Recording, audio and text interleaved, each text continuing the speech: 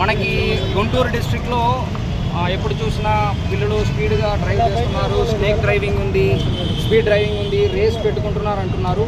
మేము కూడా వచ్చినప్పటి నుంచి మేము వర్కౌట్ చేస్తున్నాము, కొన్ని వండి సీజ్ చేస్తున్నాము, ఫైన్ వేస్తున్నాము.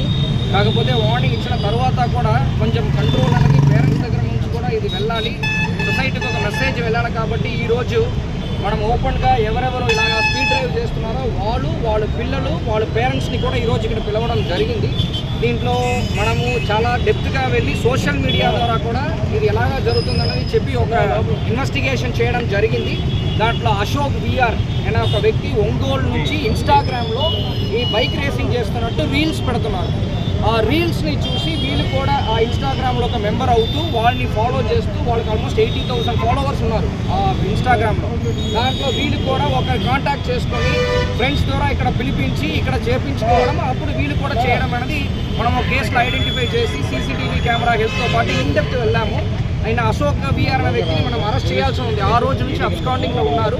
మనం దానికి సంబంధించిన 6 విత్ బైక్స్తో పాటు పికప్ చేయడం జరిగింది. దాంట్లో ఇద్దరు మైనర్ కాబట్టి మేము ఇక్కడ ప్రొడ్యూస్ చేయట్లేదు. అది కాకుండా మేజర్ 3 ఇక్కడ ఉన్నారు, వాళ్ళ పేరెంట్స్ కూడా వచ్చారు. మనం 125 BNS ప్రకారము వాళ్ళకి rash driving, negligent driving, causing danger to endanger to ప్రజలు, అంటే ఎనీ లివింగ్ పర్సన్ ఆపోజిట్లో ఎవరు వస్తున్నారో వాళ్ళకి ఆటం కలిగించినట్టు, ప్రాణానికి ఆటం కలిగించినట్టు సెక్షన్ పైన కేసు రిజిస్టర్ చేయడం జరిగింది.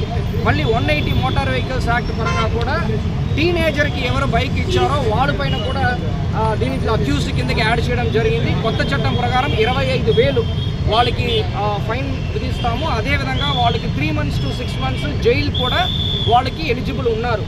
సో ఇప్పుడు ఇది ఫస్ట్ టైం కాబట్టి మేము ఇప్పుడు కూడా కోర్టులో ప్రొడ్యూస్ చేస్తున్నాము బైక్తో పాటు.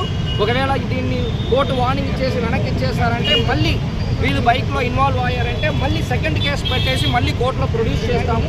అప్పుడు మాత్రం కోర్టు కూడా 100% వీళ్ళకి జైలు శిక్షనే ఇస్తారు. సో ఇది ఒక మెసేజ్గా మీరు అందరికీ కూడా, ప్రతి ఒక్కరు గుంటూరు డిస్ట్రిక్ట్లో ఉన్న ఎవరెవరు ఇలాంటి రేస్ బైక్లో టౌన్లో లేకపోతే ఎక్కడైనా ఇలాగ రేసింగ్ కానీ స్నేక్ డ్రైవింగ్ కానీ చేస్తున్నారో వాళ్ళు ఎలాగానే దీన్ని కూడా మనము ఈవెన్ 20 days అయినా దీంట్లో ఎంటైర్ లెంత్ వెళ్ళాము. ఈ 6 members కాకుండా ఇంకా నెక్స్ట్ ఎవరెవరు ఇన్వాల్వ్ అయ్యారనేది కూడా మనం చేస్తున్నాము. ఫస్ట్ మనం ఒక మెసేజ్ సొసైటీకి వెళ్ళిపోవాలనే ఉద్దేశంతో పాటు మనం ఈరోజు ఈ ప్రెస్ మీట్కి అరేంజ్ చేయడం జరిగింది. మేము దీన్ని ఇన్వాల్వ్ అయిన వెహికల్స్ని కూడా మనం సీజ్ చేయడం జరిగింది. దాన్ని ఇన్వాల్వ్ అయిన వాళ్ళని కూడా మనం కోర్టులో కూడా రిలీజ్ చేయబోతున్నాం. దీనికి సంబంధించి మన పేరెంట్స్తో పాటు కూడా మాట్లాడడం జరిగింది. ఏదో మీరు సిగ్గుపడడానికి ఏమీ లేదు, మీరు సమాజానికి మీరు కూడా ఆ మెసేజ్ని అందించాలన్న ఒక ఉద్దేశంతో పాటు పేరెంట్స్ని కూడా పిలవడం జరిగింది. వాళ్ళు కూడా దీని గురించి ఒక మాట చెప్తారన్నమాట.